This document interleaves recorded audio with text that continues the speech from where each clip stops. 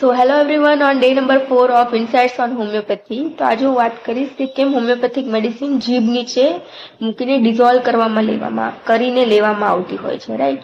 તો first of all, અગર તમે કોઈ બી મેડિસિન જીભ નીચે મૂકીને ડિઝોલ્વ કરીને લો તો એ ડાયરેક્ટલી તમારા જીભના ટિશ્યુ થ્રુ બ્લડ સ્ટ્રીમમાં જતું હોય છે અને એક્શન સ્ટાર્ટ થઈ જતી હોય છે મેડિસિનની.